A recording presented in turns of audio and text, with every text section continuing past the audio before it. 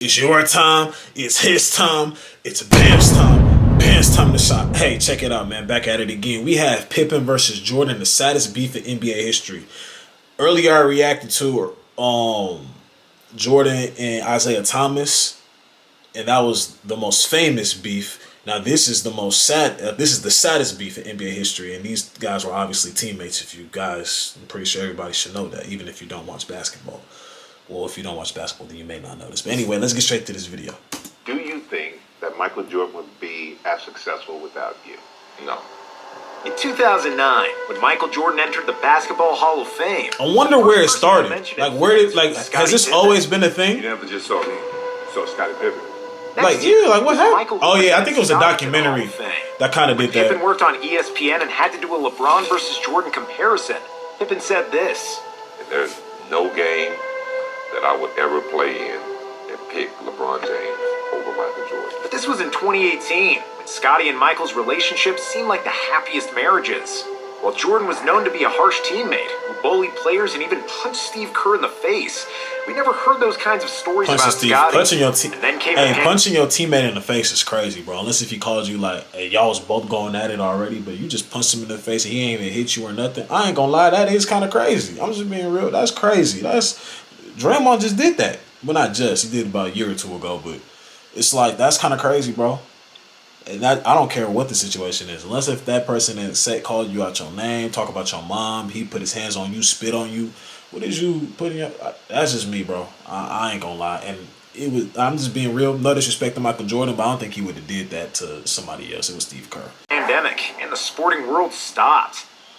He has just tweeted within the past 2 minutes that the NBA is suspending the season. Deprived of anything to cheer for, Netflix offered a 10-episode salvation for all sports fans.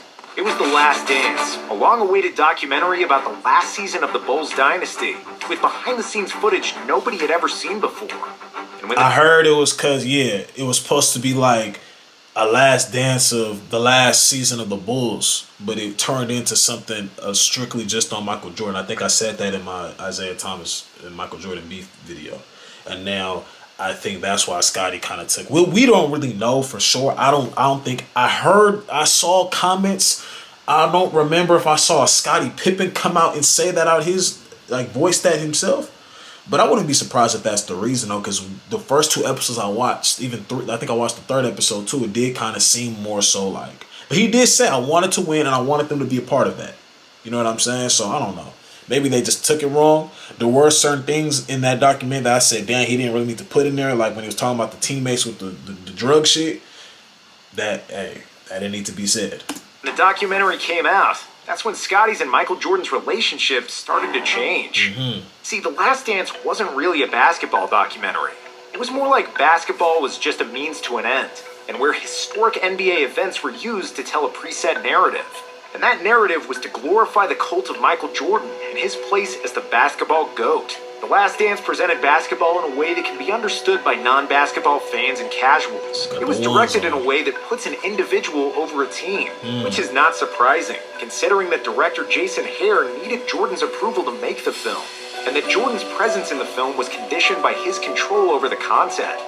The Last Dance minimized the roles of Jordan's teammates, not properly explaining that MJ had by far the best supporting cast in the NBA. The documentary never mentioned that Steve Kerr was the most accurate three-point shooter of all time, that Horace Grant made 4 all-defensive teams, or that Tony Kukoc was the best European player and the most versatile power forward in the NBA. The doc barely mentioned a defensive ace Ron Harper, and they completely failed to say a single thing about center Luke Longley. Dennis Rodman got a lot of screen time, but much less as the best rebounder in NBA history, and more of a party animal that Jordan needed to drag by the ears from Carmen Electra's hotel room. But the player who was most heard about the whole thing was Scottie Pippen, and it's not hard to see why. I had a ruptured tendon in my ankle, and I decided to have surgery late because I was like, you know what, I'm not going to my summer up trying to rehab for a season. Scottie Pippen of the Bulls will be out for 2 to 3 months. What Scottie was trying to do was trying to force management to change his contract. And Jerry wasn't going to do that.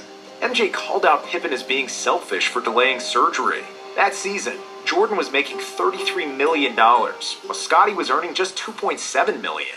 While the second episode of the documentary did center around Scotty and his unbelievably hard road to the NBA, in the end, the focus of the narrative quickly returned to MJ. And despite being so Jordan-centric, The Last Dance was a successful project because it achieved 3 goals. It managed to entertain and occupy the sports world in the biggest absence of sports since the 1860s. It served as a nostalgia for the people who lived through the Bulls dynasty, and it revitalized the interest in Jordan among the younger generations. If we look at the doc as an entertaining story for the masses, I don't think it ever lost interest. They know Jordan. Jordan's universal. But in terms of explaining basketball nuances and strengthening relationships between the Bulls players, The Last Dance backfired completely. In May 2020, after the last episode aired, Jordan sent a rare text to Scottie Pippen. "What's up, dude? I'm getting a word that you're upset with me. Love to talk about it if you have time." How do you Pippen know? did call him back and explained his displeasure with how the rest of the Bulls were portrayed. When asked about it, Scotty backtracked a little bit. "This documentary has not changed our relationship. We will be friends forever. How I did told you? Michael I wasn't too pleased with The Last Dance. He accepted it. He said, 'Hey, you're right. That was pretty much it.'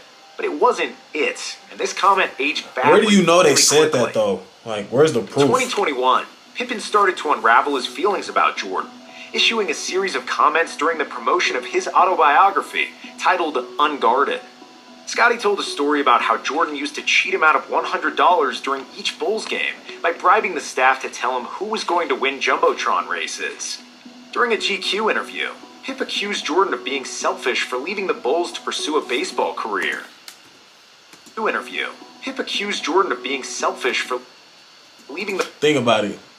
These shoes were used for hard. And 13s is one of my favorite shoes to hoop in. 13s and 10s are my favorite Jordans to play in at all. Like, except for like older one, like the higher number ones, like when you get to like the 15, 17, like 20s and shit like that. I think I had a pair of, I forget which one they were, but I like those.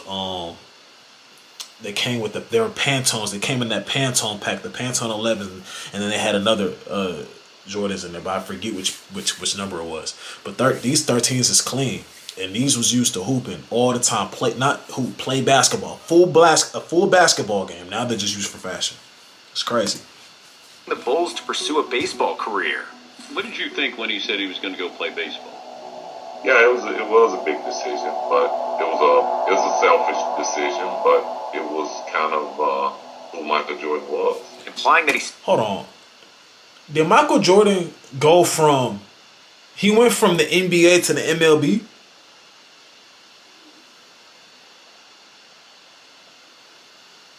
Was he getting paid?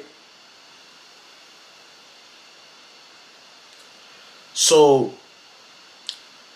Y'all don't think that this favoritism shit or this whatever who you know shit ain't been a thing? How the fuck does somebody go from the NBA to the MLB and get a contract? This is only if you got a contract. If you didn't get a contract, then what I'm saying doesn't matter. But he got a contract over someone in college who may have been good enough to get a contract but couldn't get a contract for whatever reason. You know how this sports shit goes. Sometimes you're good enough to make it, but sometimes somebody else was just a little bit better, or a situation, politics, whatever. He got that because he's Michael Jordan. But y'all try to act like this. Okay. He was able to go from the NBA to the MLB, and it's just cool. That ain't, again, fact check me in the comments if he was getting, I'm pretty sure he didn't play that year for free. But then again, let me know the particulars of the deal or his contract or whatever if you know about it. You know what I'm saying? If you were around for that time, because I wasn't even thought of then. But I'm just saying, like when you really think about it, someone went from the NBA to the MLB in a year. Where does that happen? And there's someone who was in college that had the credentials to get drafted and didn't get drafted. That's crazy. Spent too much time grieving the death of his father. Scotty also downplayed Jordan's flu game, saying that he didn't receive any praise for playing the 1998 finals with a herniated disc. But the biggest criticism about Jordan the player Scotty, was when Pippen said that that's some sour shit, Scotty.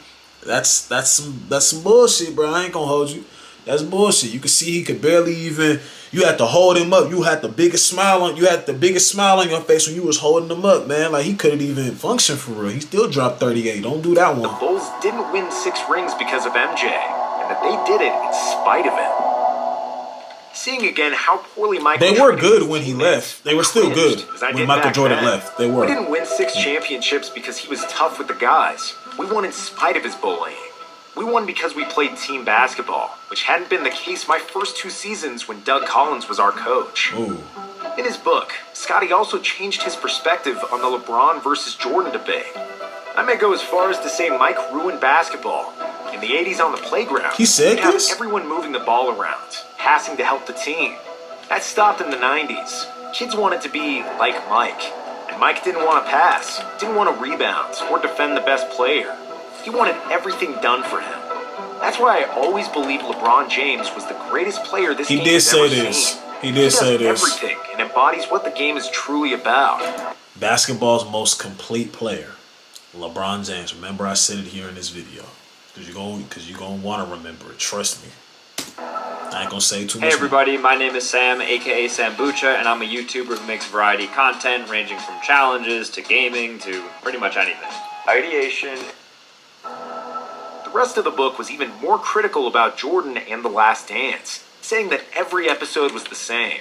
Michael on a pedestal, his teammates secondary, referred to as his supporting cast. Michael could shoot 6 for 24 from the field, commit 5 turnovers, and he was still, in the minds of the adoring press and public, But that's not just Michael Jordan. That's the unfair thing of being the best player on the team. You get a lot of praise, but then when shit goes wrong, you get a lot of unfair criticism. There's criticism that's fair, but there's criticism that's not fair. Something that was literally like, bro, how you blaming me for?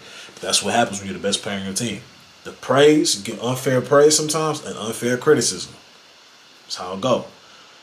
You got people like Ant Edwards who said they don't want to be the face of the league because it comes with shit that, you know. errorless Jordan. Scotty was also pissed that Jordan received $10 million for his involvement in the documentary, while he and the rest of the Bulls got nothing. Pip wasn't done there. He also unloaded on Phil Jackson during an interview with Dan Patton. Oh, Michael Jordan. I gotta Google this. I have to. Where's my phone? I have to. I'm gonna Google this after this video. After I finish this video, I know my phone's on my bed.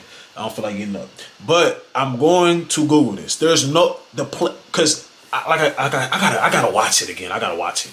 The matter of fact, I'm gonna start from episode 1 all the way and finish it all the way through because I stopped watching after like the 3rd episode. You mean to tell me they paid Michael Jordan and didn't pay any of the player that was involved? Come on. Patrick. No, I understand that, Scotty. I'm just going by what you said. You said you need to read between the fine lines. It was a racial move to give Tony Kukoc a rod. So, Well, I mean, if you knew that Scottie Pippen had been with the Bulls from '87, wouldn't you give Scottie Pippen one opportunity to get a last-second shot without Michael Jordan? but have you talked to Phil about this? Because by saying a racial move, then you're calling Phil A racist. Yeah. I don't got a problem with that. Damn, Scotty don't Scotty care. took shots at Charles Barkley. He don't calling care. him not dedicated enough to win a title, and Isaiah Thomas, whom he called a dirty player. However, while we do Everybody agree that would The get Last Isaiah Dance Thomas was overly ass. centered on Jordan, and that there was a lot of truth in Pippen's words about the documentary, we can't escape the feeling that Scotty overreacted. In Yeah. the doc, It's certain MJ shit that still it said could have been there was handled no behind Jordan closed without doors. Pippen. The Last Dance covered how underpaid Pippen was and his success as the leader of the Bulls without Jordan. Phil Jackson called Scotty the second best player in the league, and the doc mentioned Pippen guarding Magic in the '91 finals instead of Jordan, a key moment that turned the series around. So for Scotty to be going on this kind of media rampage, it just feels like a bit too much. We understand that it's hard to be the Robin to Jordan's Batman and live constantly in his shadow, and then relive that all over again in the documentary. But after the dust settled and all the insults had landed, it sounds like Pippen was just trying to say outlandish quotes to sell more copies of his book. And throughout all of Pippen's bad-mouthing, Jordan never said another word publicly. There was no Smart. statement, trash-talking, or even acknowledging that Pippen Smart. suddenly turned into his biggest hater. It was only a sign that all the bridges were burned and that their relationship was broken beyond repair. To add insult to injury, in 2022, MJ's son Marcus Jordan started dating Scotty's ex-wife, Larsa Pippen, which certainly didn't feel good for her ex-husband. Wherever Scotty looked, Jordan was sticking it to a Pippen, and it seems like his anger towards MJ will not stop anytime soon. This shit crazy. Hey, man. This shit crazy. This shit gets crazy. Wicked, bro. Wicked times, bro. But hey, if y'all like this video, y'all know what to do. Smash that like button. Subscribe to the channel if you're new. Rest in peace to Kari, ex, my grandma, both our grandmas, and I'm gone.